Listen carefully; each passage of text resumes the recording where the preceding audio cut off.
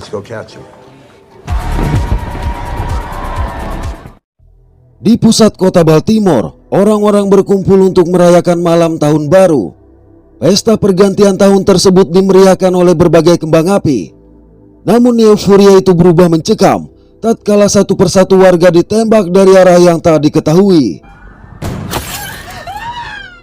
Tidak jauh dari lokasi penembakan, seorang poluan bernama Eleanor sedang menangani laporan perihal wanita mabuk yang berada di sebuah kafe.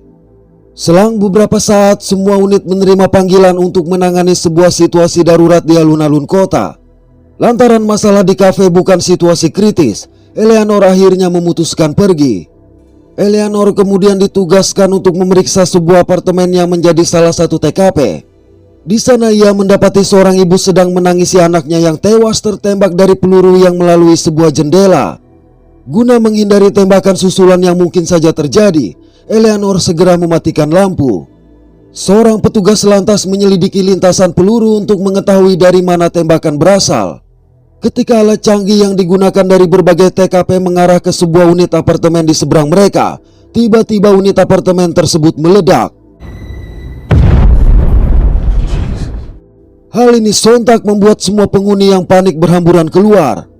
Eleanor bergegas membantu proses evakuasi sembari merekam untuk memastikan para penghuni ada di video jika saja salah satu dari mereka adalah si penembak. Eleanor lalu mengikuti tim SWAT dan pemadam memasuki gedung yang dipenuhi oleh asap. Sayang begitu berhasil memadamkan api, mereka juga tidak menemukan apa-apa. Tanpa mengenakan masker oksigen, Eleanor mulai kesulitan bernafas hingga akhirnya pingsan. Ia siuman setelah seorang agen FBI bernama Mac memberinya masker oksigen. Seorang pimpinan FBI bernama Lemark juga tiba di TKP. Melihat Eleanor menatap tajam ke arah toilet, sedangkan yang lain mengabaikan hal ini, maka Lemark memerintahkan anak buahnya membawa toilet tersebut. Setelah insiden itu, Lemark melakukan briefing di kantor polisi. Ia memastikan kalau korban penembakan berjumlah 29 orang, tetapi tidak ditemukan sedikit pun jejak dari si pelaku. Lemark berpikir pelaku adalah orang yang teliti, tidak seperti pelaku pembunuhan massal lainnya. Namun di sisi lain, ia juga berpendapat bahwa pelaku adalah seseorang yang memiliki gangguan kepribadian dan bukan anggota teroris. Jadi agar berhasil menangkapnya, mereka harus melakukan penyelidikan dimulai dari menemukan siapa yang melatihnya atau menjual senjata kepadanya. Lemark kemudian berbicara secara pribadi kepada Eleanor untuk meminta pendapatnya tentang insiden tersebut. Eleanor berpendapat bahwa pelaku ibarat seseorang yang sedang lapar dan sengaja berhenti membunuh ketika merasa sudah kenyang. Eleanor yakin pelaku akan mengulangi aksinya lagi saat kembali merasa lapar. Pendapat Eleanor yang sangat berbeda ini membuat Lemark merasa terkesan. Keesokan pagi Eleanor mendapat telepon dari sang atasan yang memberitahu bahwa Lemark ingin bertemu dengannya di sebuah kafe. Setibanya di sana, Eleanor menyaksikan Lemark tengah berdebat dengan wakil wali kota bernama Jesse yang tidak ingin menutup fasilitas umum atau mengambil tindakan apapun terhadap warga kota, padahal mengetahui sudah jatuh 29 korban. Sekepergian Jesse, Lemark memanggil Eleanor dan tak lama setelah itu Mac juga tiba di sana. Rupanya terungkap, Lemark berniat merekrut Eleanor dan Mac masuk ke timnya dengan alasan tak lagi mempercayai FBI atau polisi lain yang terlibat dalam kasus itu. Dari situ mereka berkumpul di ruang pertemuan untuk membahas semua data yang sudah dianalisis berdasarkan olah TKP. Di sana terungkap bahwa unit apartemen yang meledak itu sebenarnya kosong dan pernah dicat oleh beberapa tukang cat beberapa tahun silam. Mereka juga menemukan fakta bahwa senjata yang digunakan si penembak adalah senjata saat Perang Vietnam tahun 1975. Bahkan senjata yang berusia hampir 50 tahun itu pun lebih tua dari database kepolisian. Setelah pertemuan, Lemark, Eleanor, dan Mac mengunjungi kamar mayat di mana ke-29 korban dikumpulkan. Hanya saja tidak ditemukan pola yang sama terhadap kematian korban. Bahkan jenis kelamin, ras, dan usia para korban juga acak. Tak berselang lama, seorang polisi datang untuk memberitahu kalau pelaku sudah ditemukan. Mendengar itu, Lemark dan timnya bergegas menuju ke apartemen yang menjadi tempat terduga pelaku. Di sana Lemark bertemu dengan seorang agen FBI bernama Frank yang menjelaskan bahwa ketika polisi memeriksa apartemen, seorang remaja Arab justru mendadak mengunci kamarnya dan mengancam akan menghabisi semua orang. Berdasarkan informasi, remaja tersebut sering dibully di sekolah dan menghabiskan malam dengan menonton video ISIS serta bermain video game. Ia juga pernah dibawa oleh pamannya ke klub senjata. Dan ketika polisi menerobos masuk ke dalam apartemen, remaja tersebut pun memutuskan melompat keluar dari jendela. Sayang, para petugas tidak menemukan senjata apapun di apartemen remaja itu, sehingga Lemark yakin dia bukan pelaku penembakan yang sebenarnya. Menurut Lemark, dengan menonton video ISIS atau bermain game tidak akan pernah bisa membuat seseorang menjadi penembak jitu. Di sisi lain, kendati berkebangsaan Arab, bukan berarti remaja itu adalah seorang teroris. Tapi Jesse yang ada di sana bersikeras bahwa tindakan tersebut paling tidak menunjukkan kepada masyarakat kalau mereka bertindak. Mendengarnya, Lemark menjadi semakin kecewa. Dari situ Lemark melakukan investigasi terhadap 3 orang yang pernah mengecat apartemen yang menjadi lokasi ledakan sebelumnya. Pria bernama Leng yang datang bersama bayinya menjelaskan bahwa saat penembakan terjadi, ia dan keluarganya pergi menonton kembang api di pelabuhan. Hal itu dia buktikan dengan foto-foto selfie mereka di ponsel. Sementara 2 tukang cat lain juga dapat membuktikan bahwa mereka sedang berada di tempat lain ketika peristiwa penembakan itu terjadi. Beberapa jam kemudian Eleanor menerima laporan lab dari toilet apartemen yang sebelumnya dibawa oleh Lemark. Dikarenakan Lemark masih sibuk di telepon, Eleanor mencoba membuka laporan tersebut. Ketika Lemark menemuinya, Eleanor menjelaskan bahwa berdasarkan laporan itu, diketahui kalau penghuni apartemen yang meledak adalah seorang vegetarian. Namun Lemark justru membentaknya lantaran berani membuka laporan tersebut tanpa sepengetahuannya. Urgent. Classified. Hanya saja saat Eleanor berjalan pulang, Lemark yang merasa bersalah mengundangnya ke rumah untuk makan malam. Selesai makan malam, Lemark bertanya mengapa Eleanor tidak memberitahu kalau dia pernah ditolak oleh FBI akibat gagal dalam menjalani tes psikologis. Terungkap kalau Eleanor adalah mantan seorang pecandu obat-obatan terlarang. Ia mengaku melamar menjadi polisi adalah untuk melindungi diri sendiri dari masalah kecanduan tersebut. Dengan pengungkapan ini akhirnya Lemark menjelaskan bahwa kebencian yang mendorong pelaku penembakan tidak jauh berbeda dengan kebencian yang ada di dalam diri Eleanor. Hanya saja alih-alih memusnahkan semua orang, Eleanor memilih untuk menyakiti diri sendiri. Oleh sebab itu Lemark memintanya memanfaatkan kesamaan itu untuk memberikan sesuatu yang baru dalam penyelidikan mereka. Keesokan hari di sebuah mal yang ramai pengunjung, tampak seorang pria bertudung yang memasuki ruang ganti dan mencuri baju milik seorang pria. Ia kemudian pergi ke toilet untuk membersihkan diri dan menukar bajunya dengan baju yang dicuri tadi. Ia juga mengumpulkan sayuran dari sisa makanan orang-orang di food court. Sayang, tindakannya dipergoki oleh 2 orang petugas. Ketika petugas itu mencoba meminta dia mengeluarkan isi tasnya, tiba-tiba terdengarlah suara tembakan. Open the bag. Open the bag. Fuck. Selang beberapa waktu Eleanor tiba di mal yang sudah berantakan, di mana tubuh para korban tewas yang sebagian besar polisi berserakan. Di ruang security, Lemark sedang menganalisis rekaman CCTV yang menampilkan kejadian sebelum hingga setelah pembantaian tersebut dilakukan. Melihat gerak-geriknya, Eleanor berasumsi pelaku itu tidak datang untuk melakukan pembantaian, melainkan untuk mendapatkan baju baru, membersihkan diri dan mencari makanan sisa. Eleanor bahkan menyimpulkan bahwa pria itu merupakan seorang vegetarian. Mereka juga melihat pelaku yang berusaha menghindari keributan, namun terpaksa melakukan pembantaian akibat para petugas yang mengepungnya. Ia pun meledakkan sejumlah granat guna mencegah pengejaran. Dalam sebuah rekaman mereka berhasil mengetahui si pelaku yang membuang bajunya di bak sampah toilet.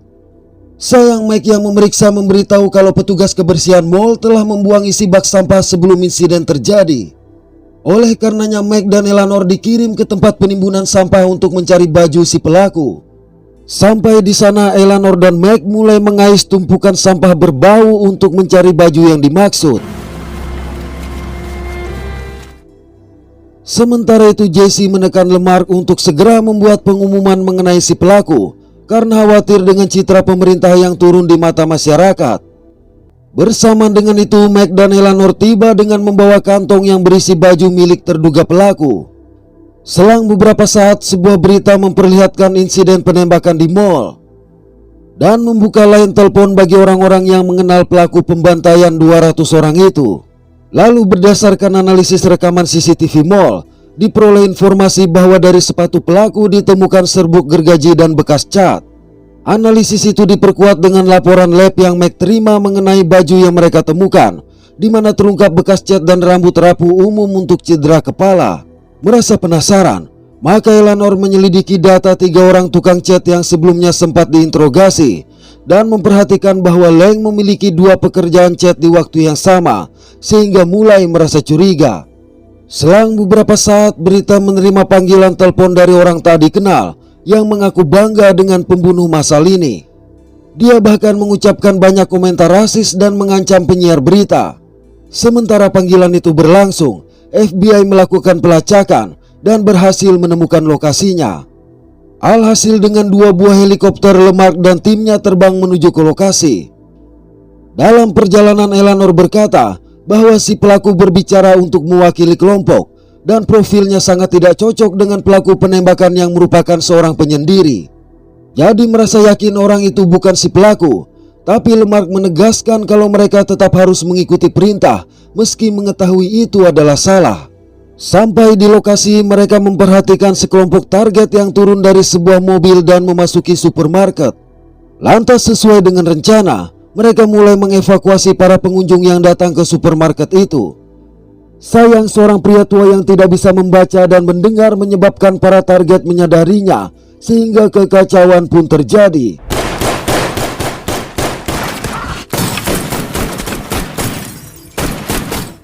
Akhirnya baku tembak itu hanya menyisakan seorang target yang berhasil dilumpuhkan dengan taser. Parahnya lagi, diketahui kalau pria itu hanya melakukan lelucon ketika menghubungi berita. Akibat kekacauan tersebut, Lemark harus mempertanggungjawabkan tindakannya di hadapan komite disiplin. Mereka menganggap Lemark telah memberikan perintah berbahaya dan membuat keputusan yang buruk. Lemark mencoba menjelaskan bahwa itu bukan pilihannya, namun komite disiplin mengingatkan kalau dia adalah pemimpin dari investigasi itu. Parahnya lagi, siaran berita yang menampilkan kejadian penembakan di mall juga dianggap atas perintah Lemark. Dan keputusan untuk mengizinkan penelpon ternyata menyebabkan kejahatan lain bermunculan di kota. Mereka juga menganggap Lemark melakukan kecerobohan dengan merekrut Eleanor. Lemark berusaha membela Eleanor, namun komite disiplin malah mempermalukan Eleanor dengan mengungkapkan masa lalunya yang kelam. Setelah berbagai kesalahan yang dilimpahkan, akhirnya komite disiplin memberhentikan Lemark termasuk Eleanor dan Mac dari investigasi itu. Keputusan tersebut tak ayal membuat mereka frustrasi hingga menghabiskan waktu untuk minum di sebuah bar. Begitu kembali ke rumah, pikiran Eleanor masih melayang pada siapa sebenarnya pelaku pembunuhan massal itu. Ketika memandangi cat di langit-langit kamar mandi yang rusak, tiba-tiba Eleanor teringat akan kecurigaannya terhadap Leng. Untuk itu ia bergegas pergi ke rumah Leng. Di sana Eleanor langsung mengungkapkan kecurigaannya. Eleanor menyadari bahwa Leng menyerahkan pekerjaan pertama kepada orang lain, sehingga dia dapat melakukan pekerjaan kedua di tempat berbeda dan menanyakan siapa orang tersebut. Alhasil keesokan pagi, Leng mengungkapkan kepada Eleanor dan Lemark bahwa ia memang mempekerjakan seorang pria bernama Dean untuk menyelesaikan pekerjaan pertama. Hal itu dilakukannya lantaran Dean tidak menerima upah sepeser pun selain makanan vegetarian. Menurutnya Dean menjadi vegetarian setelah lama bekerja di sebuah rumah jagal hewan. Dean juga memiliki tubuh jangkung persis seperti pelaku penembakan di mall. Leng mengaku tidak berani mengungkapkan kebenaran tersebut karena khawatir Dean akan menyerang keluarganya. Setelah mendengar penjelasan ini, mereka memanggil seorang pelukis wajah untuk membuat sketsa wajah Dean. Lalu dengan berbekal sketsa wajah itu, Eleanor dan Lemark pergi ke sebuah rumah jagal yang pernah menjadi tempat Dean bekerja. Di sana mereka bertemu dengan seorang wanita yang sudah cukup lama bekerja di tempat itu. Wanita ini mengaku mengenal Dean yang memang pernah bekerja di sana. Menurutnya Dean adalah pria yang tidak suka bersosialisasi. Pada tahun 1998, Dean pernah membunuh rekan kerja yang sering menghina bentuk kepalanya. Dan atas tindakan tersebut Dean dipenjara. Tetapi ia dibebaskan bersyarat 1 tahun kemudian dengan bantuan 2 orang petinggi militer yang bertugas bersama ayahnya. Terungkap pula kalau ayah Dean merupakan instruktur tembak untuk Ranger ke-75 dan pernah menjadi penjaga gudang senjata sampai dia meninggal di tahun 2003. Dean juga pernah mengalami cedera tembak pada bagian kepala saat masih anak-anak. Hal itu membuatnya sangat peka terhadap suara dan cahaya, sehingga lebih suka mengurung diri daripada berada di tempat umum. Ciri-ciri ini jelas mengarah pada pelaku penembakan.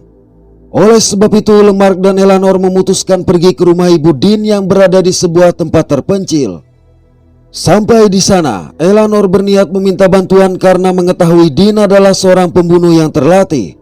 Tapi Lemark melarangnya dengan alasan komite disiplin telah menjatuhkan harga dirinya. Sayang, perdebatan mereka terhenti ketika tiba-tiba sebuah mobil mengklakson mereka. Rupanya yang ada di dalam mobil adalah ibu dari Dean yang bernama Posey. Posey bahkan sudah menduga kedatangan mereka adalah untuk mencari sang anak, sehingga mengaku telah lama tidak melihatnya. Namun setelah Lemark berjanji untuk menangkap Dean hidup-hidup, akhirnya Posey mempersilahkan mereka masuk ke dalam rumah. Posey menceritakan bahwa suaminya tidak sengaja menembak Dean di kepala sebanyak 2 kali saat ia berusia 6 tahun. Dan 1 tahun setelah selamat dari kematian, terjadilah perubahan pada kepribadian Dean yang membenci keramaian. Tapi untuk menebus kesalahan, sang ayah melatih Dean menembak agar memiliki masa depan di militer. Sayang, harapan itu tidak pernah terwujud. Di tengah pembicaraan, Eleanor melihat 2 buah cangkir bekas minum, sehingga matanya tertuju pada sebuah gudang yang tidak jauh dari rumah. Ketika Eleanor mengungkapkannya, Lemark segera bereaksi. Malang sebuah timah panas terlebih dahulu menembus dadanya. Akibat hal ini, dengan cepat Posey meminta Eleanor tidak bergerak atau Dean akan menghabisinya juga.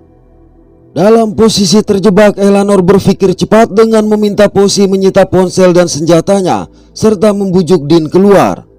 Posey lantas mencoba untuk melakukan hal itu. Akibat Dean yang tidak juga merespon, akhirnya Posey menghabisi diri sendiri. Tak lama setelah itu, Dean keluar dan menemui Eleanor yang membeku ketakutan. Eleanor menjelaskan kalau mereka memiliki kesamaan. Eleanor mengaku terkadang sangat membenci dirinya sendiri sehingga ingin mati.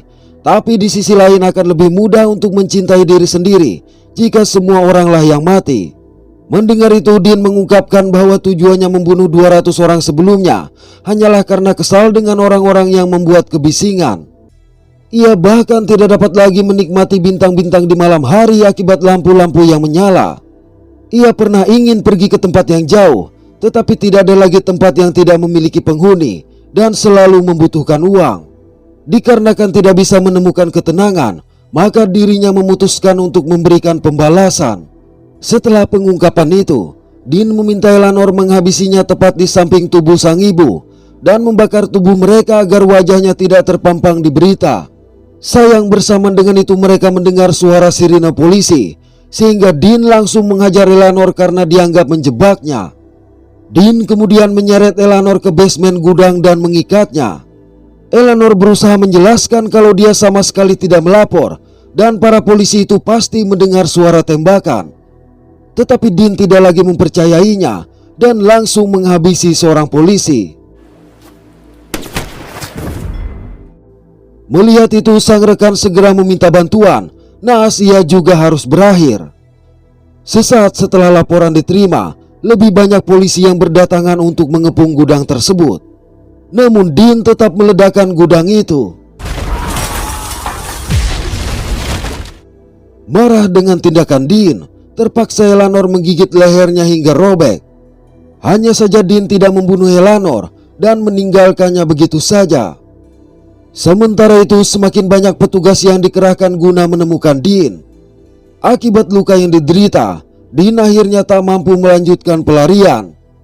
Dikarenakan tidak ingin ditangkap, Dean sengaja mengangkat senjata sehingga tak ayal semua polisi memberondongnya.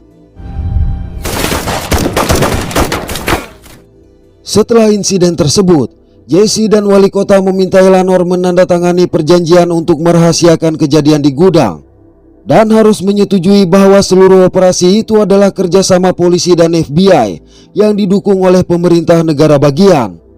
Sebagai imbalan, ia diangkat menjadi analis intelijen. Mendengar kelicikan mereka, maka Eleanor menuntut agar diberi jabatan sebagai agen khusus FBI, sedangkan Lemark diberi medali keberanian anumerta. Dan bila suatu saat mereka mempermainkannya, maka dia akan membongkar semua itu ke publik. Lantas itulah kisah seorang mantan pecandu yang akhirnya menjadi agen khusus FBI.